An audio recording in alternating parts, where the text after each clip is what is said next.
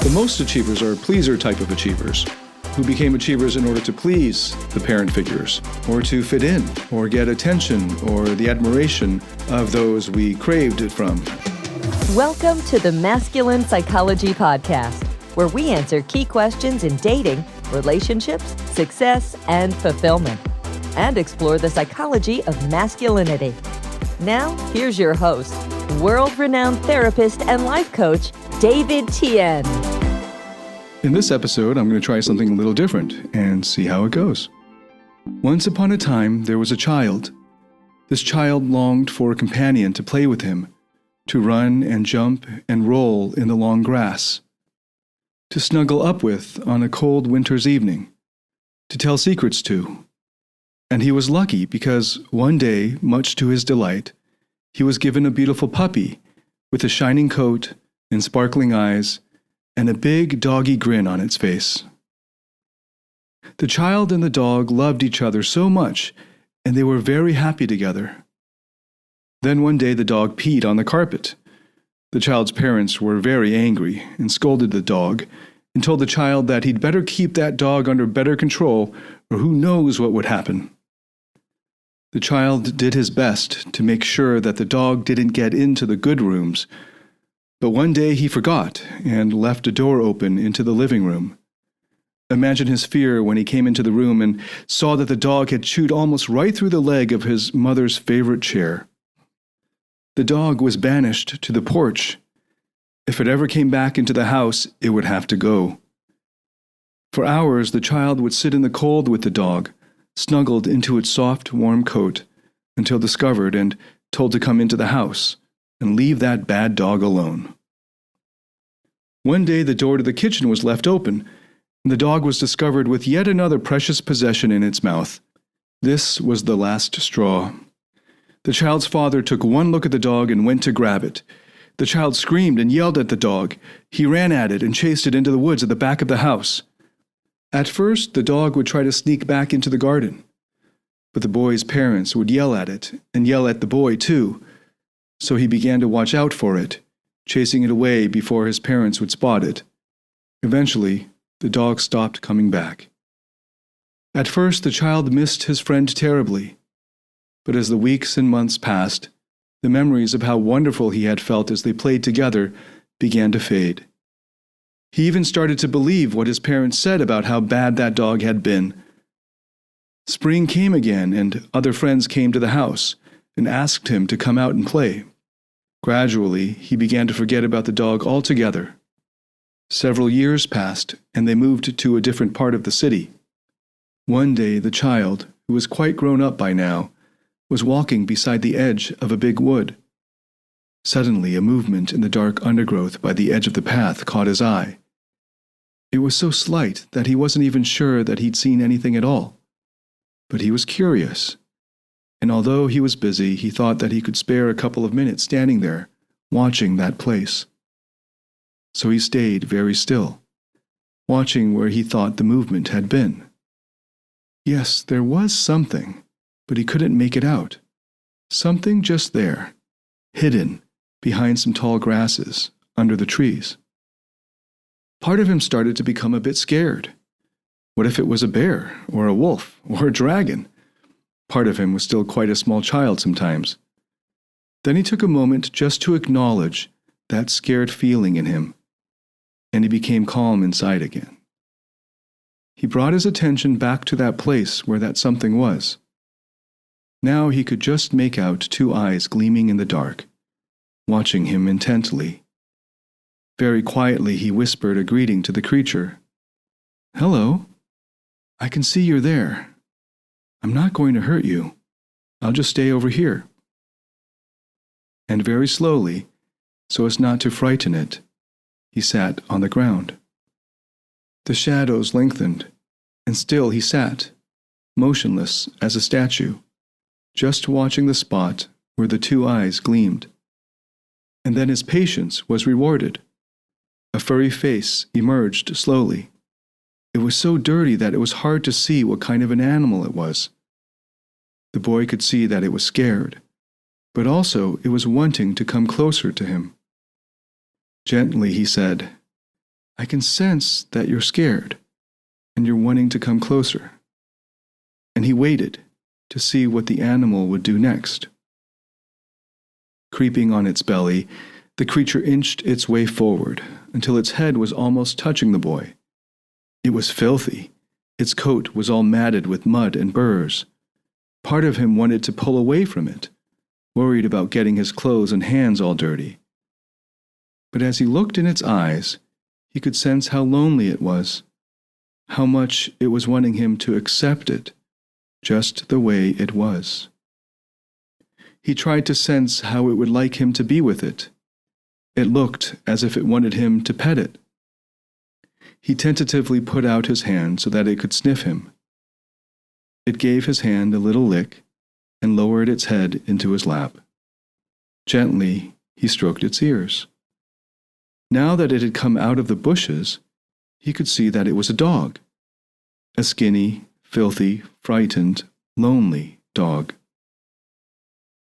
As he sat with it, he started to sense that there was something familiar about this dog, something familiar about the way it looked into his eyes and laid its head in his lap. As he kept it company, the feeling of familiarity grew and grew, like something out of an almost forgotten dream. It reminded him of... what was it? Oh, it reminded him of his beautiful dog, the one that had been chased away in disgrace so long ago. But it couldn't possibly be the same dog. That was such a long time ago. Tears came to his eyes as he remembered how close they had been, how much joy he'd experienced as he played with his dear friend. He felt a desire to give this dog a hug, but as he moved to embrace it, the dog jumped back and growled. It turned and fled into the dark. The boy was startled, but remembered that it was only doing something like that because it was frightened. It was starting to get late. The sun was beginning to slip below the horizon, so he stood up. But before he turned away, he said into the dark, "Thank you for coming. I'll be back. So if you want to come and see me again, I'll be here." Over the following months, the boy returned to the edge of the woods many times. Sometimes the eyes were there waiting for him. Sometimes they came after he'd been there for a while. Sometimes other creatures came to the edge of the woods. He waited patiently, developing a relationship with all that came. The dog came out of the woods more and more confidently, until there was a warm, strong bond between them. He brought food for it and a brush for its coat. Gently he untangled the burrs and brushed out the dirt until its coat began to softly shine again. And before his eyes, his own beloved friend emerged. Its doggy grin returned. It began to bounce and run and play. And one day, it followed him home. I love that story. That story is adapted from one called The Dog Story, written by Barbara McGavin, based on a previous writing of it by Anne Weiser Cornell. You can find the version I adapted, as well as the original that was written by Anne Weiser Cornell, in the book called The Radical Acceptance of Everything, Living a Focusing Life by Anne Weiser Cornell. I will break down that story for you in case you didn't understand all the symbolism and the beautiful imagery and the deeper meaning for you as you are on your journey in masculine psychology. And anyone who is familiar with IFS therapy or the therapeutic journey or therapeutic process that I teach in my courses, hopefully this will be obvious and resonate with you deeply. But before I do that, just a quick recap of what we covered in the previous episode, because this is a follow-on from that. And in the previous episode, we went into the lie of self-improvement, especially in relation to dating and attractiveness and so on, which is a major concern for a big part of my audience. And if that's you, and you haven't listened to the last episode, make sure you do that after you finish this one. And the lie of self-improvement says that if you work hard enough at developing yourself, and you keep at it, the self-improvement, the self-help, the personal development, and you keep at it, and you keep at it, and finally one day, you'll become attractive, or rich, or have high status, and then you can rest. And there's a lot of parts to the lie. one of the parts is that you can't actually ever stop. You always have to keep going. You've just accepted this treadmill for life. And one big sign of having bought into the lie of self-improvement is if you find yourself exhausted and tired on this whole trying to improve yourself, fix yourself journey. And the biggest part of this lie is that if you finally get this pot of gold at the end of this rainbow that takes many, many years, maybe your whole life to achieve, you finally are attractive, rich, and high status, then you will actually, the assumption is you'll finally feel something. Because it's not just about getting pieces of paper, like money, right? And it's not just being attractive that makes you work so hard. What we're really after, what we really need, what we're hoping to God will actually come to us once we attain this goal, this thing that's at the end of this journey, this arduous journey of self-improvement, of being attractive, rich, and high status, or whatever it is feelings. These feelings of love, of being enough, of fulfillment, of happiness, of worthiness. And what if you could get all the gold at the end of the rainbow, that love, fulfillment, connection, happiness, significance, worthiness, directly, immediately, get it first, without having to do all of these years or decades or lifetime of beating yourself up to improve yourself, self-help, personal development, only to get these intermediate goals that are supposed to lead to this feeling of being enough, of significance, of worthiness, of love, connection, fulfillment, and happiness. And what if you could feel those, all of those, consistently and get to them directly without having to run the treadmill of self-improvement? And what if buying into the lie of self-improvement blinded you to the fact that they're right there waiting for you to claim? The love, fulfillment, happiness, worthiness, significance, and connection are right there for you to claim.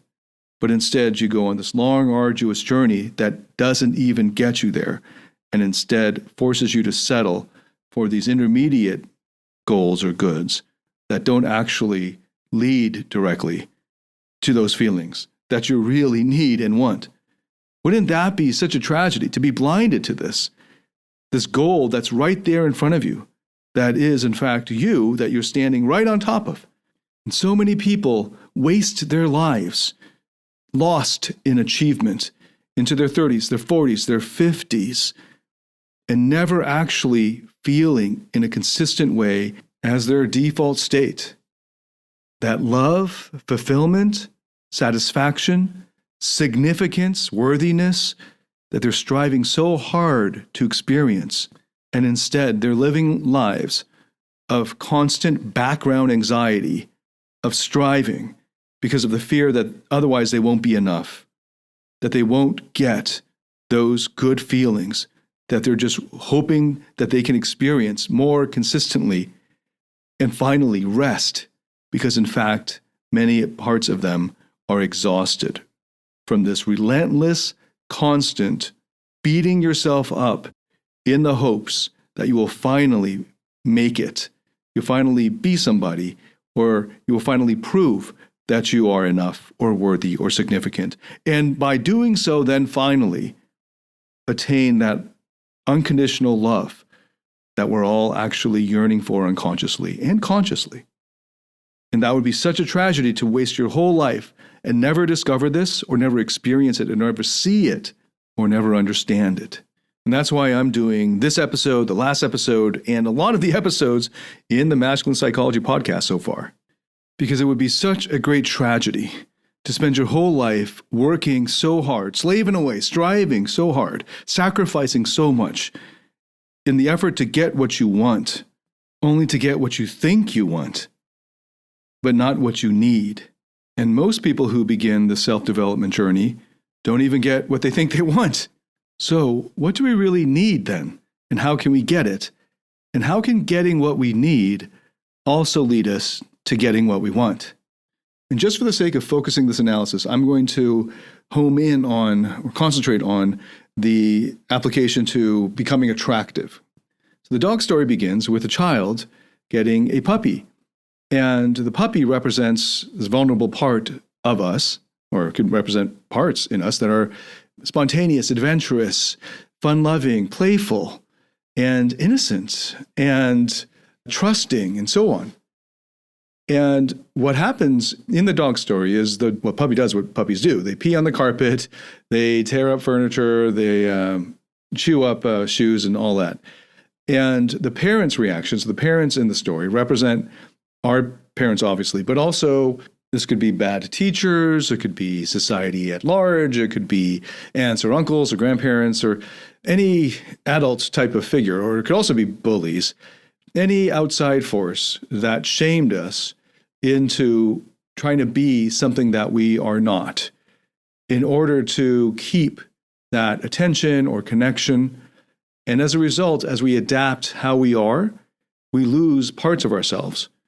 And in the dog story, we were forced to chase away a part of ourselves that was kind of playful, wild, fun, and fun-loving, and innocent and spontaneous.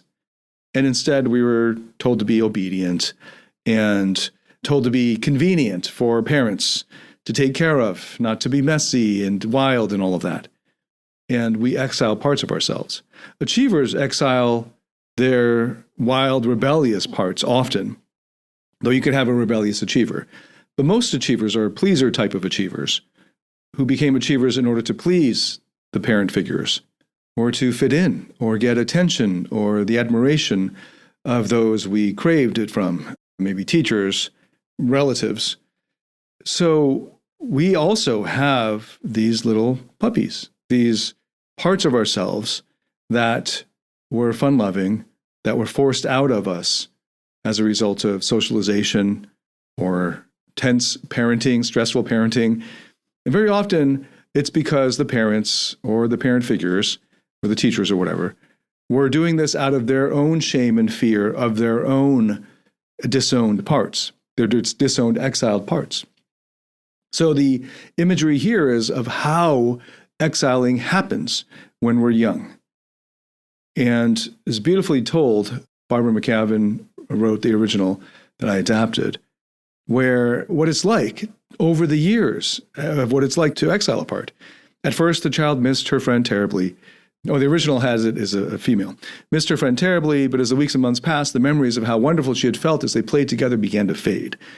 She even started to believe what her parents said about how bad that dog had been, about how bad you were as a little girl, little boy.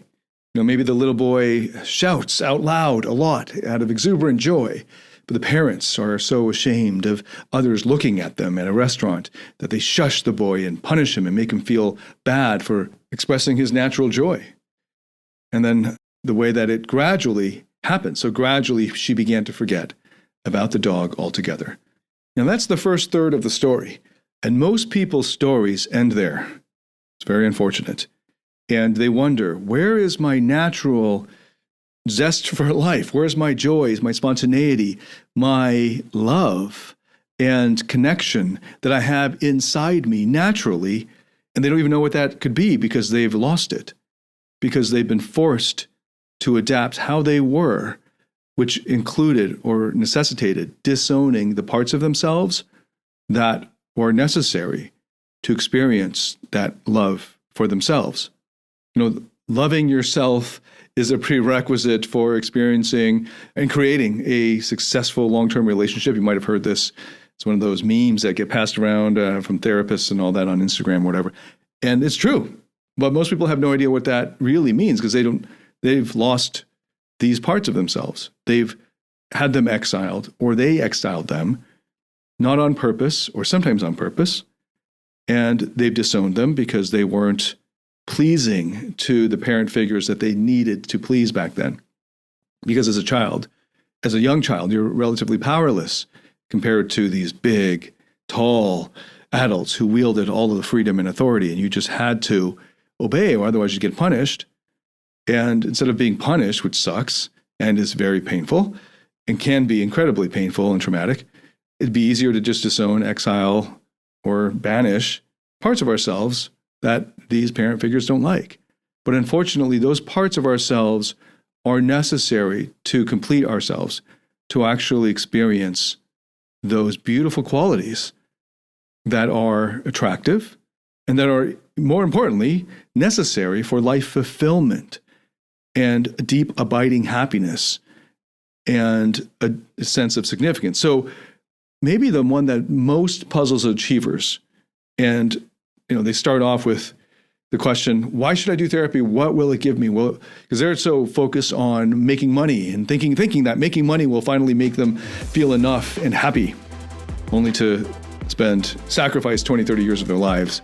And hopefully they actually get the money. Most don't. And then wonder, hey, how come I'm still not happy? How come I'm still anxious or depressed or whatever? And it's because they're stuck on that first third of the story, and that's it. That's all it is for them. They never got to meet the little dog that's still in the forest of their mind, hiding, banished, and afraid.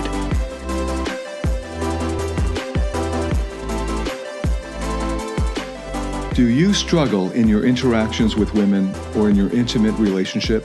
Are fear, shame, or neediness sabotaging your relationships or attractiveness?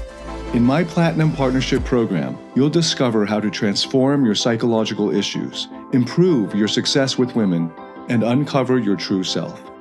Get access to all my current and future online courses by applying for the Platinum Partnership today at davidtianphd.com/platinum.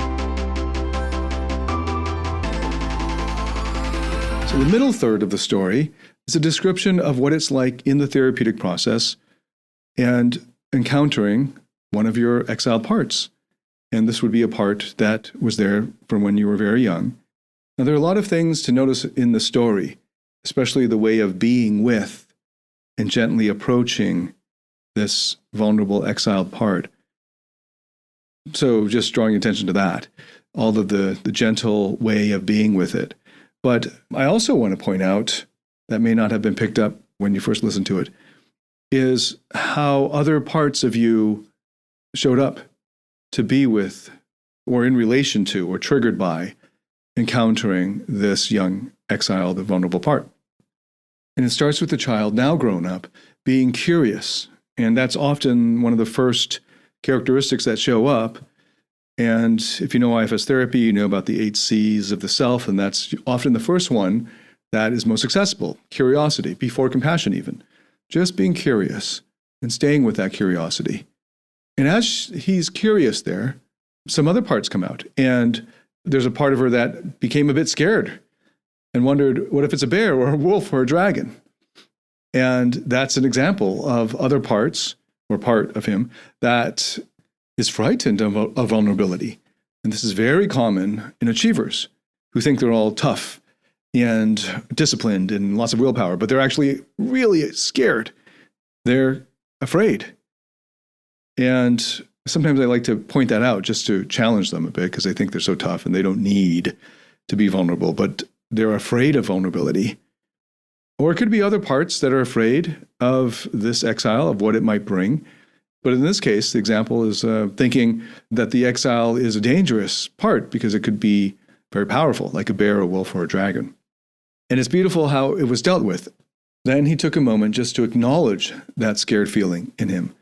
And then calm came back. And calm is another of the qualities of the 8 C's of the self. And you're looking for, if you were asking, can I do the therapeutic work? Am I proceeding along the process? What you're constantly checking in for are those qualities of the true self, the higher self, of, for instance, calm and curiosity. And if those are there, then that's a good sign and you can still be with the part. If you've got fear, then that's not your true self and that's another part of you, and you can invite that part to relax back. And in this case, it was just an acknowledging of it that allowed that part to say, okay, you see me, I'll get taken care of. And then it was able to relax back. And then it says she brought her attention back to that place.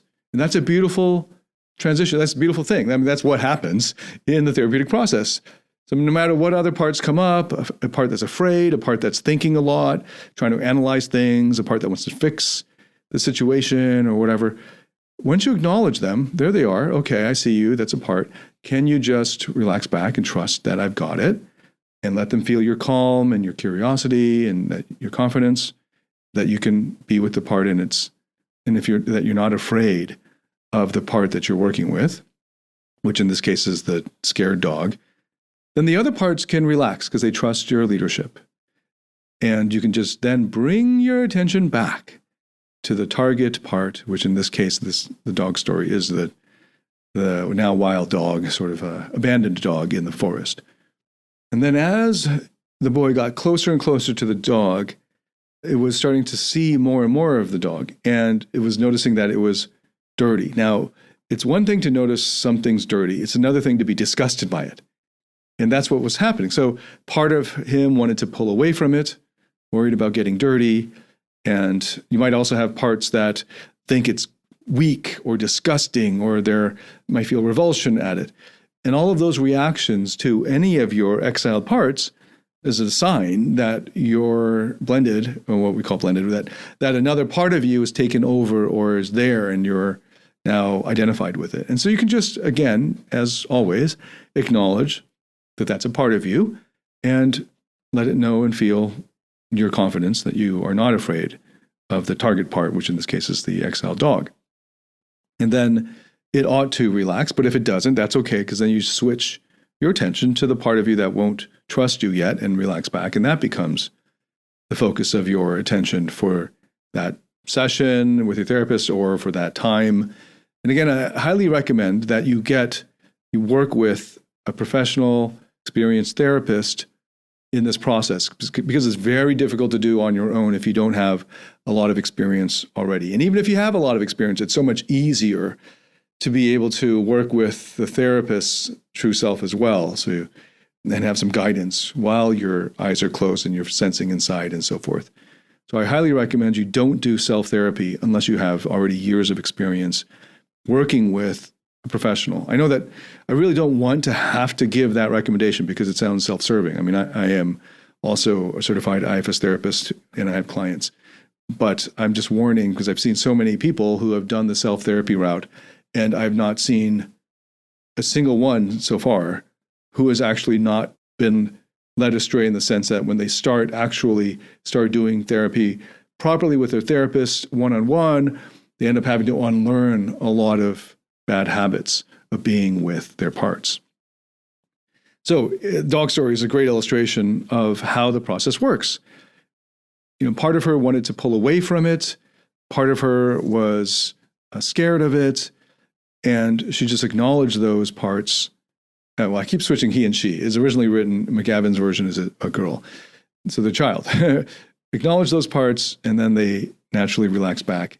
And then the child was able to be with the dog more and more, and noticing how frightened and lonely the dog actually was.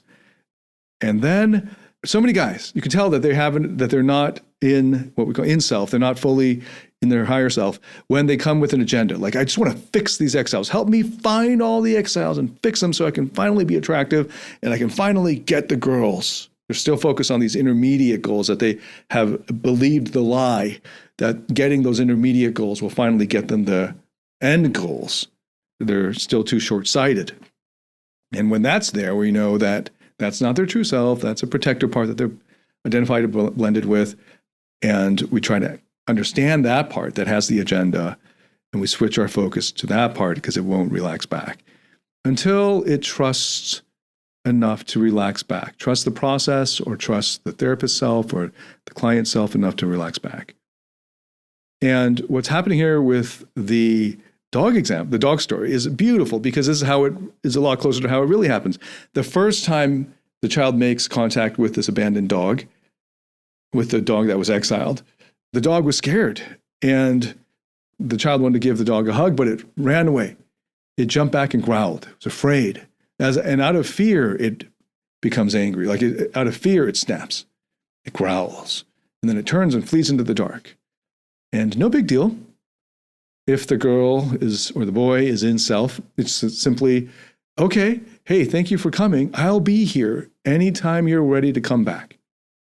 And so what we do is we ask the client, for you, if you encounter any parts that are needing attention, to check in with them each day to build that relationship. And this will take months. The beautiful thing is, it's not really work. It's not work to be with yourself. This isn't like self-improvement work where you have to I don't know, set aside 10, 20 minutes, even just meditation, which is already really easy because all meditation is so easy. All you got to do is close your eyes and sit still for 10 minutes, 20 minutes, whatever the timer is, 5 minutes if you can't do 10, and you've meditated. Okay, it doesn't matter where your mind goes, whatever, you've meditated. If your mind goes crazy, thinks a lot of thoughts, perfect. That's exactly what you needed at that time because you probably had a very stressful period in your life, and so that's why your mind is racing. Sometimes you, after become more experienced with meditation, or maybe you get your life together and you're not experiencing any life crises, when you sit, maybe you are able to be a lot more calm. Great. But that's not the point of meditation. The point of meditation is just to be with whatever is. And so that's so easy because you just close your eyes and sit and you do it. You don't even have to sit per se. There are all kinds of other types of meditation, walking meditation and so on. Now, checking in with your parts is even easier. It literally could take just 1 minute. And it's amazing. All these achievers are like, no, David, give me a 1 hour process. Otherwise, it's not real. Nope. All you got to do is show up to prove to the part that you really do mean to be there for it, that you are really there for it. And the part is so scared to hope, to believe, because it's been exiled for so long. It's been abandoned. It's afraid to trust again. So you've got to build this trust, just like a rescue dog or a shelter dog or a wild or an abandoned dog. It's a great example. So you build this trust and you just keep coming back. And as you're coming back in those qualities of the self, of calm, of compassion, of curiosity, of confidence, courage, then these other parts will start to appear and you can be there with them as well, not needing them to change. But if they don't like how they are, for instance, in this example, the child brought food for it and a brush for its coat. He or she untangled the burrs and brushed out the dirt. Those are all ways of caring for the part. And then over time, the part starts to trust. And that's how you build that trusting relationship. And this doesn't have to happen just when you're sitting there meditating or when you're in your therapy session. It happens by how you take care of those parts inside you because you're getting to know them. The more you get to know them over the days, the weeks, the months, the years, the easier it will be to access them. And sometimes they're not trusting you when you first meet them, but you know where they are or where they tend to come or where they tend to show up. And you can send love to them. And in that sense, you're sending love to yourself, obviously. And that's what it means to love yourself. And that's what it means to connect with yourself. That's what it means to meet your own needs for love and for connection. And even more, surprisingly for our achievers, meeting your own need for significance. How do you show the dog that it's significant? How do you show the little puppy who's been abandoned, who's now a wild dog, full of fear and doesn't want to hope, scared? How do you show it that it's important to you? You show up. You wait. You're patient because it's worth it, because it's a part of you. And it's a part of you that just wants love, just wants to connect with you, but is so scared to get burned again. And you understand that. So you stay and you show up again and you show up again and you bring some things for it and you learn what it likes and you untangle the burrs and you brush out the dirt on its coat and you play with it. And maybe slowly it'll trust you and it'll play longer with you and longer with you and it will come back more consistently. And then one day it will follow you home and you can bring it into the present with you, out of where it was stuck there in the past. Playing over and over in your mind, what it feels like to you is replaying those formative experiences that held you back, where some parts of you formed a meaning of how life is or how you are as a result of those formative and maybe traumatic or micro-traumatic experiences, where you adapted how you are in order to get or keep the love and connection or attention of those that you craved it from. And as a result, exiled parts of you and have forgotten that they're even there. But they are. And I firmly believe that every single person has within them a naturally attractive part or parts, because I've seen enough little children, and have one of my own right now. I played with enough of them to see that when we were born and we begin to understand the world around us and we begin to play, that we are naturally, unless we are traumatized or abused, we are naturally open and curious and trusting and are empathetic and kind. And it's not just from what I've seen.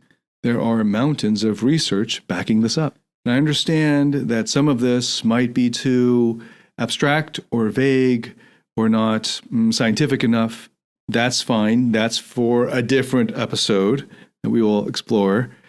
But hopefully, through this literary approach, this more artistic approach, this more evocative and symbolic, with lots of great imagery approach, it will have resonated with you in illustrating the process of what it's actually like, what it's like to experience the therapeutic process.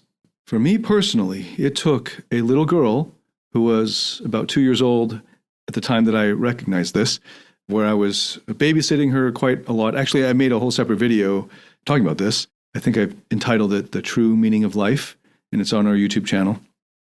It took a little girl to point me to my inner child parts, my little lost dogs in the forest. And like a little guide, she led me there, first having me play with her, and then pointing, and in this kind of symbolic way, to the same parts inside me. Unfortunately, it's not so straightforwardly replicable to tell anyone else to go fall in love with a little girl or little child that they babysit. But I've also seen the same thing happen for real tough men who allow a dog or puppy into their lives. That can work. I've also seen this in first-time fathers, that transformation there, though that's sadly not always necessarily the case, sadly for the children and for the fathers, where they don't actually bond because they're so in their own fears and still stuck in their own insecurities of the achiever's treadmill. And that's actually the norm, where they pass down their own burdens to the next generation. But hopefully they will have experienced at least a glimmer of that, of turning towards their own vulnerability as a result of being with a beautiful, innocent child who has these beautiful qualities of play, spontaneity, adventurousness, curiosity, and is open for love and connection. Before the world gets to it, before the trauma and the abuse and the neglect and the limiting beliefs, the false beliefs, and all that other stuff, life, I guess, gets to it, and it starts to form its fears and clam up and form its defenses and shields and exiles the parts of itself, the parts of themselves that they require in order to be fully integrated and loving, self-loving, and feel fully and be able to meet their own needs fully for love and connection and significance. Before all that happens, in order to actually meet your own needs, you're going to have to understand who you are. And part of who you are is these exiled parts that hold your vulnerability and are full of pain and sadness and fear. And until you get to them, and unless you get to them, and build a relationship with them, and help them with whatever they need help with, and that will come from them, until that happens, you won't actually be able to meet your own needs. And instead, you're going to be on this treadmill of trying to meet your needs through these intermediate goals that will never satisfy. So if you want to avoid that trap, then really embrace the therapeutic process. Replay the beginning of this episode where I read out for you, I narrate for you the dog story, and let it settle into your unconscious. And hopefully you will begin the therapeutic process. You can begin by finding a good IFS therapist, a good one. They're not all good, so you got to try a few and look for one that resonates with you. I made a whole other episode on how to find a good therapist. But you can go through the IFS therapy directory, find a therapist that resonates with you, or you can begin through my courses. You can access all of them just in one fell swoop by joining the Platinum Partnership. and undergoing the therapeutic processes that are in those courses. And they can work in tandem with your therapy work and just committing to it. But it's not supposed to be onerous. It's not supposed to be work, though calling it that might make it more appealing to some achievers. But what it is just you meeting yourself. And as you do that, if you do it from the right place, from the perspective of your higher self, accessing more of your true self, then it is the most beautiful, enjoyable, meaningful process of life. Because in the very process of the work, of the therapeutic process, that very journey itself is love, is connection, is experiencing significance for yourself and meeting your own needs fully. Without that, it's not going to work. So I highly recommend you re-listen to the dog story at the beginning of this episode, and I look forward to welcoming you into the next one. Until then, thank you so much for listening, and leave a comment. Let me know what you thought of this episode, and please share it with anyone that you think would benefit from it. Thank you so much for listening. David Tian, signing out.